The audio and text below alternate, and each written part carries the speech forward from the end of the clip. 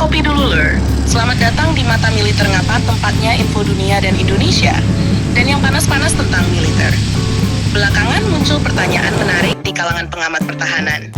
Apakah sistem pertahanan udara Buk MK2 cocok digunakan oleh Korps Marinir Indonesia? Kalau melihat karakteristik sistem ini, jawabannya cukup menarik untuk dibahas. Karena Buk MK2 sebenarnya bukan sistem pertahanan udara biasa. Sistem ini dirancang untuk melindungi pasukan bergerak dari ancaman udara modern, mulai dari pesawat tempur, helikopter serang, drone, hingga rudal jelajah.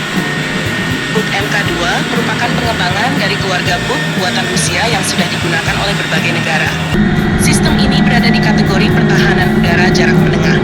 Artinya, posisinya berada di antara sistem jarak dekat seperti Manpads dan sistem jarak jauh seperti S-300 atau S-400. Kalau kita melihat kebutuhan Korps Marinir Indonesia, sebenarnya ada beberapa alasan mengapa Buk MK2 bisa menjadi pilihan yang menarik.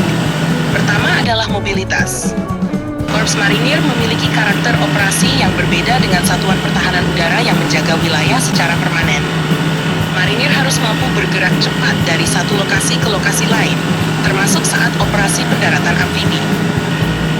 Buk MK2 menggunakan kendaraan berantai yang mampu bergerak di medan berat.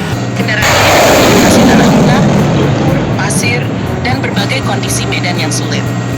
Kemampuan seperti ini sangat penting bagi marinir karena wilayah operasi mereka sering berada di daerah pantai, lautan kecil, maupun kawasan dengan infrastruktur terbatas. Kedua adalah kemampuan menghadapi berbagai ancaman udara. Medan perang modern menunjukkan bahwa ancaman dari udara semakin beragam. Dulu pertahanan udara lebih fokus menghadapi pesawat tempur dan helikopter. Namun sekarang situasinya berbeda. Drone pengintai, drone kamikaze, rudal jelajah, hingga amunisi berpemandu presisi menjadi ancaman yang semakin sering digunakan. Buk MK2 dirancang untuk menghadapi berbagai jenis target tersebut. Radar dan sistem kendali tembaknya mampu mendeteksi serta melacak banyak sasaran secara bersamaan. Bagi marinir, kemampuan ini sangat penting, terutama ketika harus mempertahankan daerah pendaratan atau pangkalan yang berada dekat garis depan. Ketiga adalah jangkauan perlindungan yang cukup luas. Buk MK2 memiliki jangkauan yang memungkinkan perlindungan terhadap area yang cukup besar. Ini berarti satu baterai dapat memberikan perlindungan terhadap pangkalan marinir, pelabuhan militer, lapangan udara taktis, atau wilayah pendaratan amfibi. Dalam operasi militer modern, perlindungan udara menjadi faktor yang sangat menentukan. Pasukan yang tidak memiliki perlindungan udara seringkali menjadi sasaran empuk bagi pesawat tempur maupun drone musuh. Karena itu, keberadaan sistem seperti Buk MK2 dapat meningkatkan daya tahan pasukan secara signifikan. Selain itu, ada faktor geografis Indonesia yang membuat sistem seperti ini menarik untuk dibahas. Indonesia merupakan negara kepulauan dengan ribuan pulau yang tersebar sangat luas. Tidak semua pulau memiliki pangkalan udara permanen atau sistem pertahanan udara yang lengkap. Dalam kondisi tertentu, marinir bisa menjadi salah satu komponen yang lebih cepat digerakkan untuk memperkuat pertahanan di pulau strategis.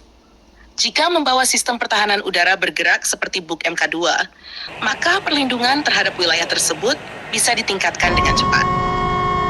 Namun tentu saja ada beberapa tantangan. Buk MK2 bukan sistem yang ringan. Kendaraan peluncur, radar, kendaraan komando, serta kendaraan pendukung memiliki ukuran dan bobot yang cukup besar. Artinya, pengangkutan melalui kapal perang memerlukan ruang yang memadai.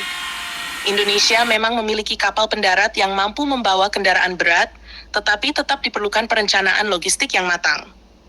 Selain itu, Buk MK2 tidak bisa bekerja sendirian. Dalam konsep pertahanan udara modern, sistem jarak menengah harus didukung oleh sistem jarak dekat.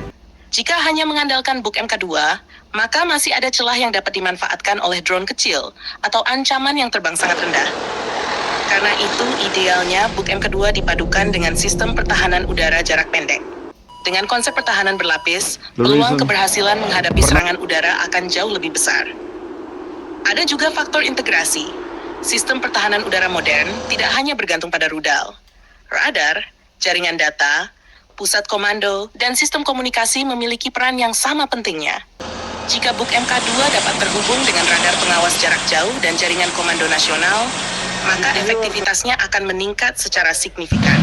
Sebaliknya, jika berdiri sendiri tanpa dukungan jaringan yang baik, maka kemampuannya tidak akan maksimal.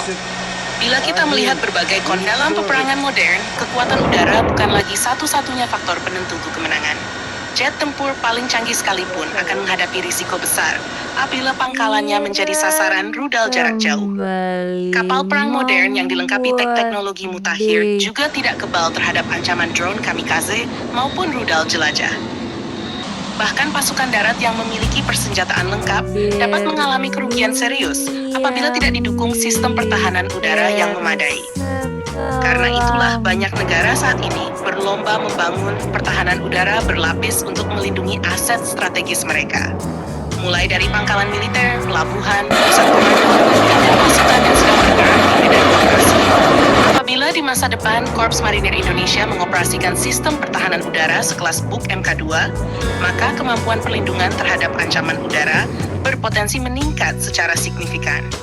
Sistem seperti ini dapat memberikan payung pertahanan bagi pasukan pendarat, pangkalan sementara, objek vital di wilayah pesisir, hingga area operasi amfibi yang menjadi target utama serangan udara lawan. Namun secanggih apapun sebuah sistem rudal, efektivitasnya tetap ditentukan oleh integrasi dengan radar pengawas, jaringan komando dan kendali, serta lapisan pertahanan udara lainnya. Kombinasi seluruh elemen tersebut yang akan menentukan seberapa kuat kemampuan pertahanan suatu pasukan dalam menghadapi ancaman udara modern. Admin hanya menganalisis berdasarkan informasi dan sumber terbuka yang tersedia untuk publik. Seluruh keputusan mengenai pengadaan maupun kebutuhan operasional merupakan kewenangan TNI dan pemerintah Indonesia. Jangan lupa subscribe, like, dan komen di bawah sambil ngopi.